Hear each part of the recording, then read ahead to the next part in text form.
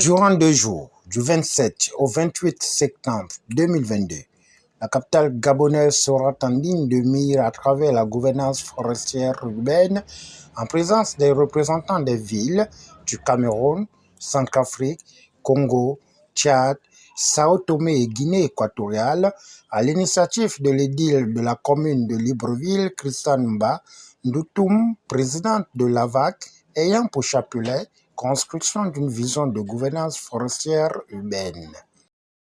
Je vous apporte les salutations de l'ensemble des collectivités territoriales d'Afrique centrale et de leurs associations nationales regroupées au sein du réseau des collectivités territoriales de la CEMAC dénommée Association des villes et collectivités d'Afrique centrale, en abrégé l'AFCAC.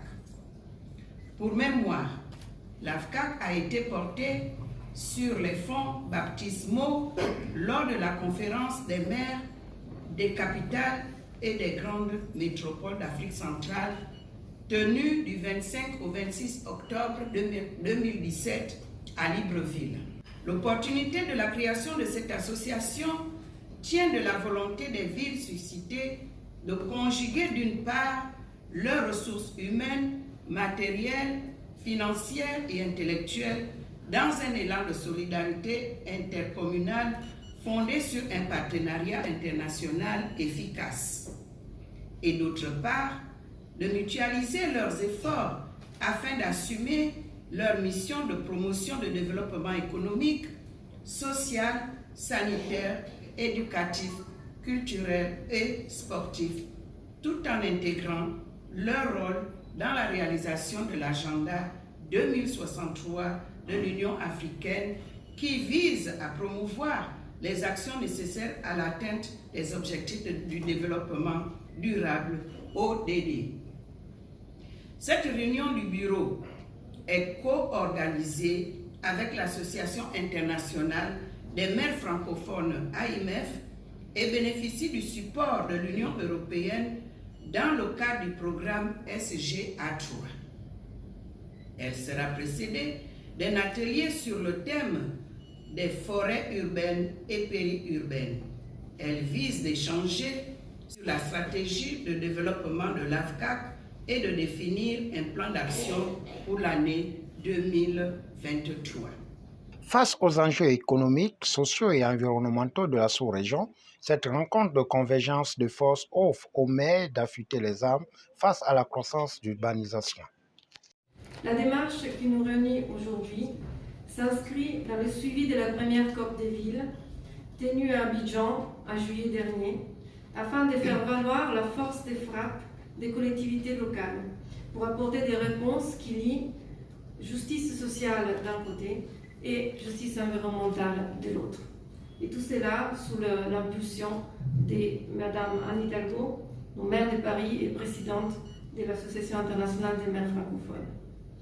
La vision portée par notre réseau est que grâce à une approche multi-acteurs et à la reconnaissance par les États et la société civile, les villes pourront enfin apporter une contribution à la lutte contre le changement climatique, une contribution qui sera à la hauteur de leurs responsabilités, de leurs outils techniques et réglementaires et de leur vocation politique. Un appel solennel des maires francophones a été adopté à Abidjan dans ce sens. Le secrétariat permanent travaille pour les rendre visibles et audibles dans les instances de la francophonie et lors des grands rendez-vous de l'agenda international, comme à la prochaine COP27 qui se tiendra dans quelques semaines à Sharm el-Sheikh, en Égypte. Compte tenu de l'urbanisation croissante et de la pression particulièrement marquée qu'elle exerce sur les espaces verts, la gouvernance de la foresterie urbaine est essentielle pour une exploitation durable des forêts. À même de, oui, apporter des réponses aux enjeux climatiques, mais également à même de dynamiser le développement socio-économique des territoires. Les travaux que les maires et les experts mèneront ici ensemble pendant 2 jours s'inscrivent donc dans cette démarche plus large qui vise à construire un plaidoyer global, mais adapté aux différents aires géographiques qui constituent la francophonie. À ce propos, je souhaite remercier chaleureusement l'Union européenne qui depuis 2015 soutient l'AMF via un partenariat stratégique qui parie sur les collectivités locales et leurs associations comme acteurs clés du développement. Il s'agira également question de saisir cette occasion pour partager et co-construire une feuille de route en faveur de la préservation et du développement des forêts urbaines et périurbaines dans la droite ligne du congrès de l'AMF tenu à Abidjan au cours de cette année.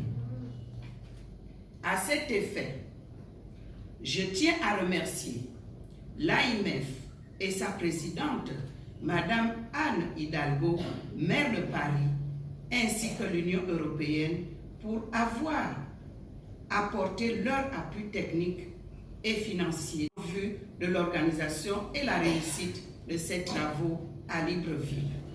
Mes remerciements vont également à l'endroit des villes du Grand Libreville qui n'ont ménagé aucun effort pour appuyer la ville de Libreville à organiser cet événement.